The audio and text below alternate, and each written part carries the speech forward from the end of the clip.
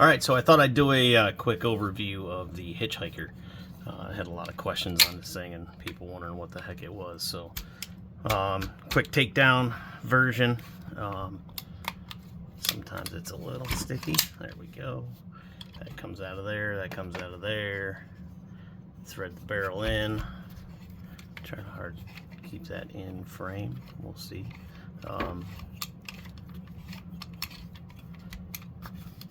So that's tight. And just bend the grip down. And this thing will adjust some more. It's got a couple notches in it. I cut these myself. Normally you'd send them off to Send Cut Send or buy the kit. But I'm too cheap for that, so I just did it myself.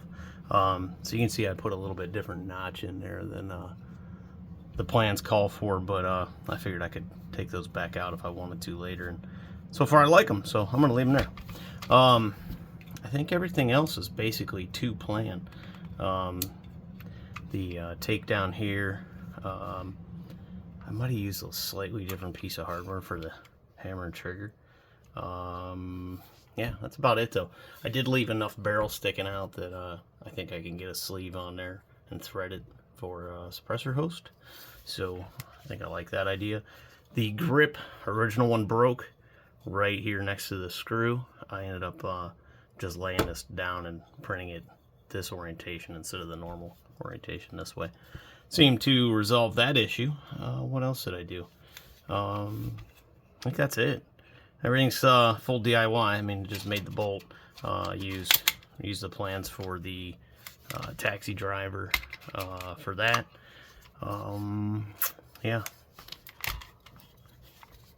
Nothing special. Cheap Amazon red dot.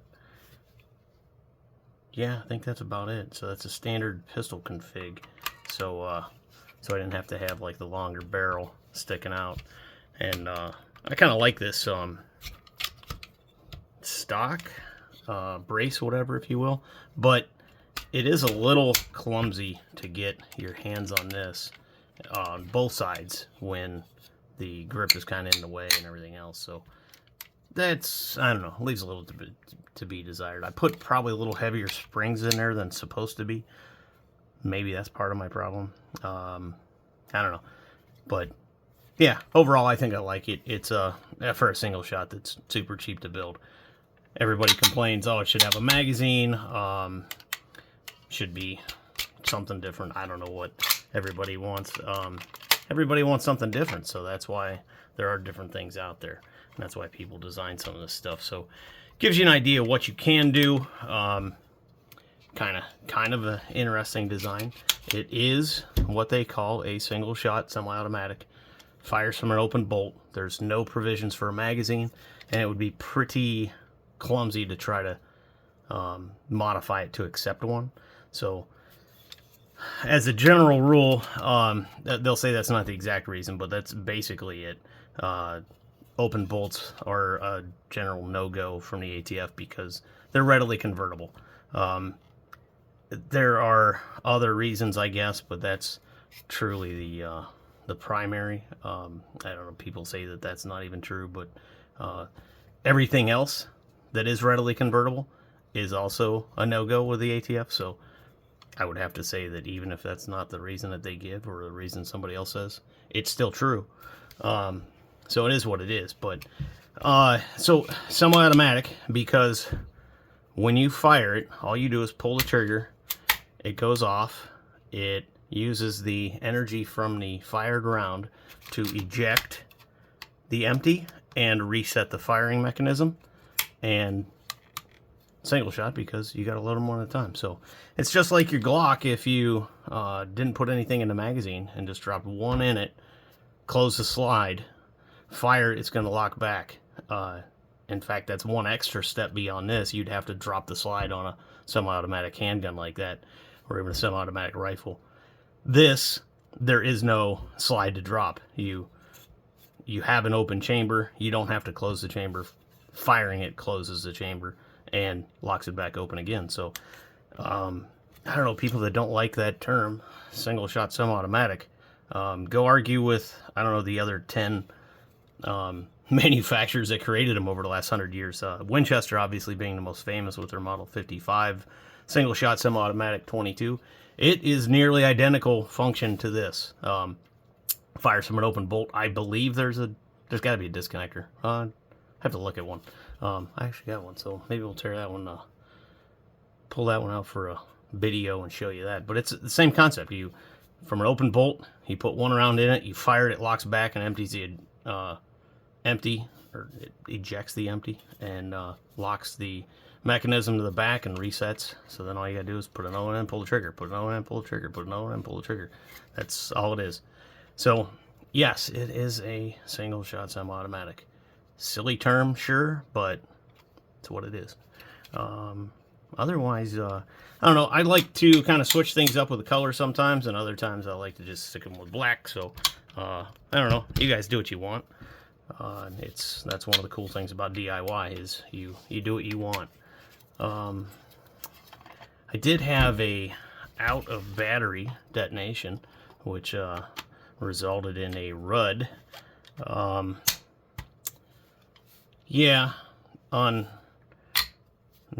not really what I wanted. Not desirable, right? So what happened here was it went off out of battery, and there was enough there that it just blew everything apart. So this piece had to be reprinted. You can see that is this piece here. Should have showed you that before I put it all back together, huh? Would have made sense.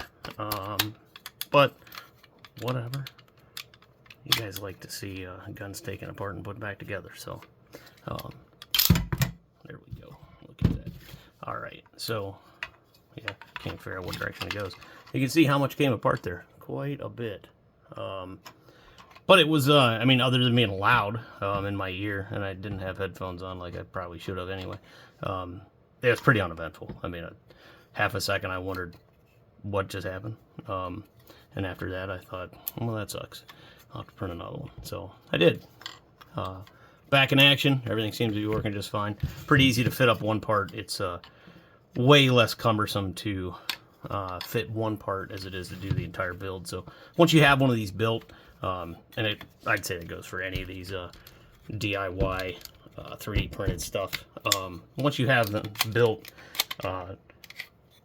breaking apart or having a RUD like that, it's less of an issue than you'd think most of the time. Usually, 99% of the time at least, it's uneventful.